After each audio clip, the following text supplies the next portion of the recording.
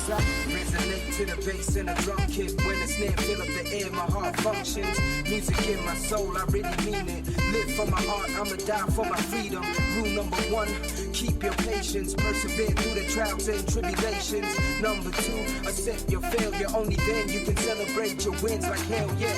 Last rule is in a revolution. Never give up, chin up and keep moving.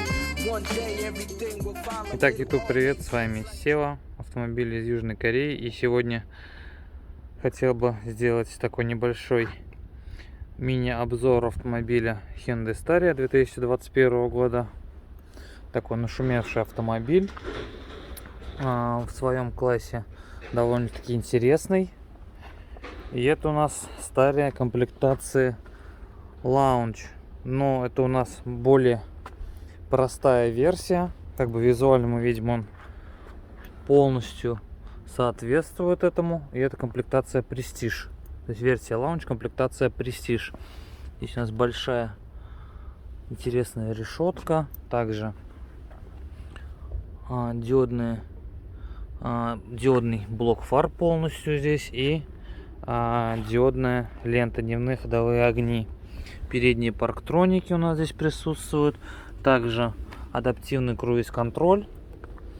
И вот абсолютно новый автомобиль появился на аукционе. Также присутствуют повторители на зеркалах в белом цвете. Мы видим то, что сиденье еще полностью в пленке у автомобиля, потому что пробег всего лишь 127 километров.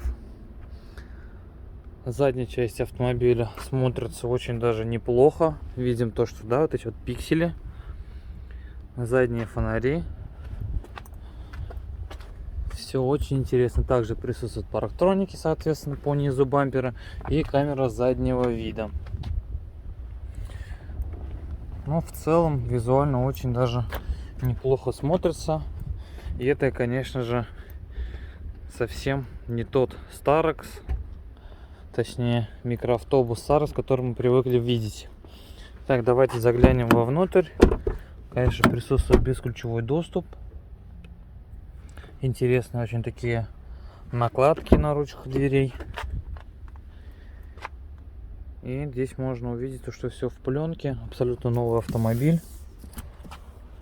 По дверной карте здесь у нас автоматические стеклоподъемники полностью. Электрозеркала и блокировка дверей. Смотрите, как интересно скомбинированы эти линии. Очень много мест для хранения.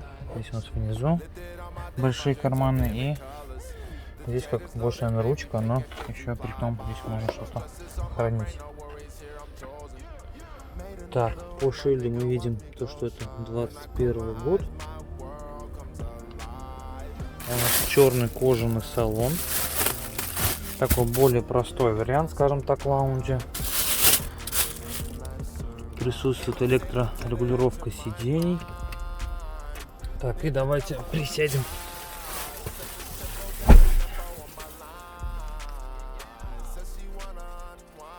Все в пленке, абсолютно новый, повторюсь. Так, кнопка старт-стоп.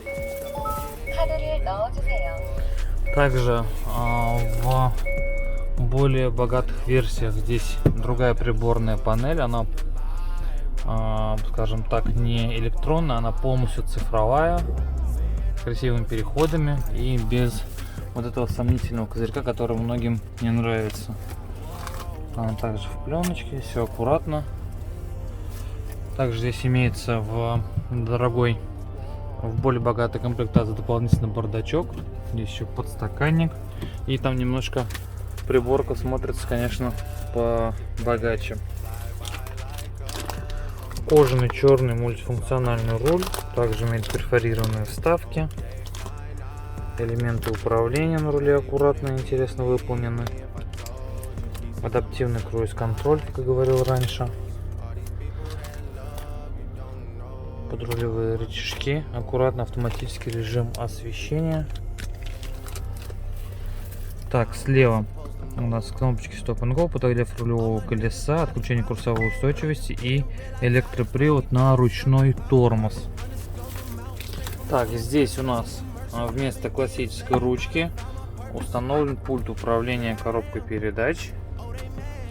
Не знаю, насколько это удобно, мне больше привычнее, конечно, ручка, нежели пульт.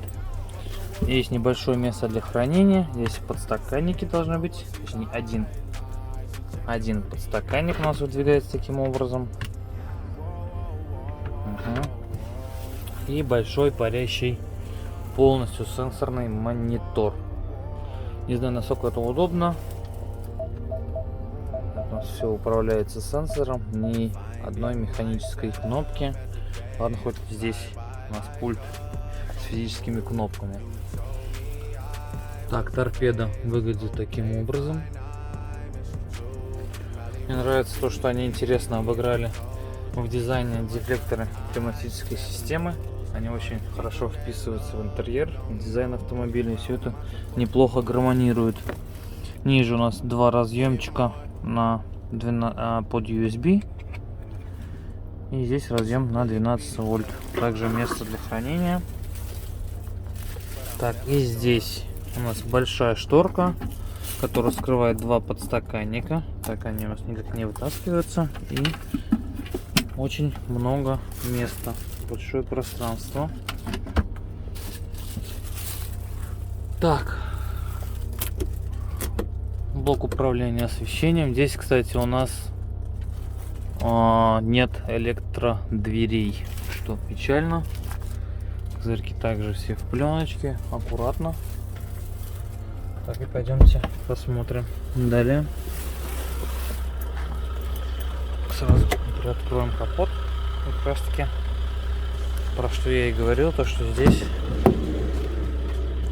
механические, но при этом они очень легкие. То есть одно легкое движение рукой, все это с легкостью открывается без каких-либо усилий.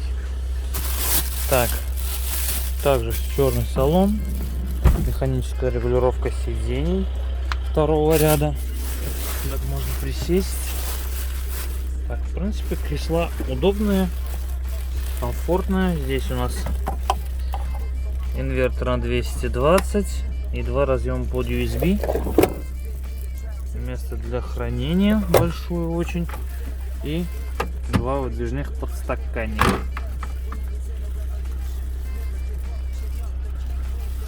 Здесь отдельный блок управления климатом для задних пассажиров. Так, и дефлекторы климатической системы у нас расположены на потолке. Здесь у нас связь. Сейчас мы видим, как активируется на мониторе. Это у нас связь с пассажирами. Также в более, скажем так, богатой комплектации здесь у нас находится камера, и мы через монитор, который установлен у водителя, можем общаться с пассажирами и видеть, что здесь происходит, не отрываясь, скажем так, от управления. Так, у нас так все складывается. Пройдем на третий ряд. Так, здесь у нас получается он скольки местный? 2, 4, 6, 9-местный с задним диваном. Отлично. В целом неплохо. Можно даже призакрыть дверь. Очень удобно. Ну, это если не сдвигать вот это кресло. То есть, а так мне, наверное, вынесет колени. Но в плане удобства, то что окна очень большие, обзор очень хороший, я думаю, это придает особый комфорт при езде. Так, теперь нам нужно выбраться обратно.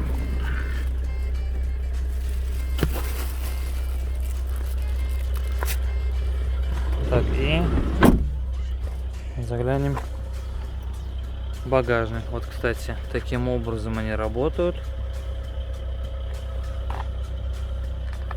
И вот эта вот плашка, она не работает почему-то, но посмотрев предварительное видео по обзорам, по более профессиональным, скажем так, обзорам на Старио, есть возможность их подключить, и она будет прям очень интересно смотреться, потому что она будет целиково гореть вся.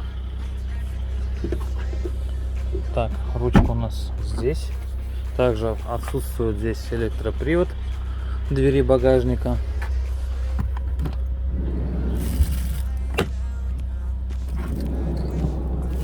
Таким образом все это управляется. Так. И кстати, да, давайте вот так вот отодвинем и посмотрим. Здесь у нас присутствует, не знаю, для какого это ряда, и для третьего, и для четвертого, как там посередине находится. Есть два подстаканника, небольшое место для хранения и USB разъем.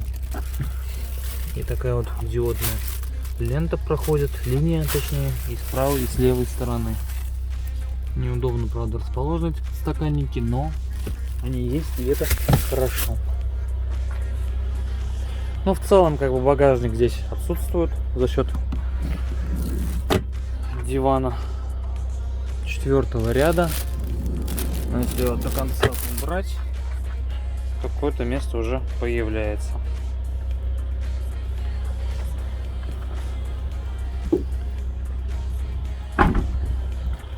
Так, ну и с правой стороны также заглянем. Это прям совсем пустая комплектация. Все таким образом здесь управляется. Очень удобно. То, что есть свой отдельный блок управления климатом.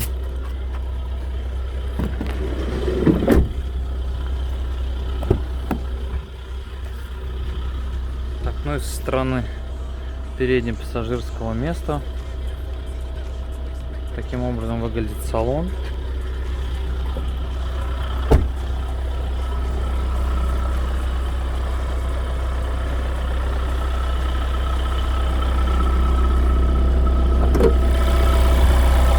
Так, здесь у нас 2.2 турбодизель. В принципе, классический двигатель.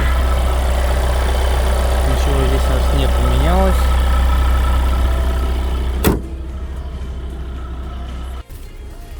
Давайте послушаем с салона, как работает двигатель.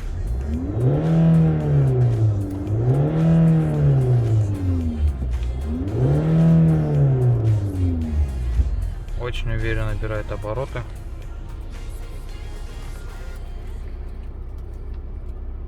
Ну, в целом, вердикт: автомобиль неплохой. Для семьи, для большой, самое то. И, наверное, конечно, хотелось бы увидеть комплектацию побогаче, с коричневой кожей, с другой приборкой, с электроприводом багажника для удобства, да, все-таки дверь там очень большая, и это чуть-чуть не является удобным. Так, монитор. Здесь очень большой монитор. Очень хорошо отзывается на сенсор. Конечно, всех интересных плюшек, которые хотелось бы показать здесь, не так много, потому что комплектация опять-таки слабенькая, но при этом автомобиль на старте стоит всего лишь 33 миллиона. Так, я потом ниже укажу, сколько он стоит на официальном сайте, то есть если покупать прям новый с салона, именно в такой комплектации, сколько он будет стоить.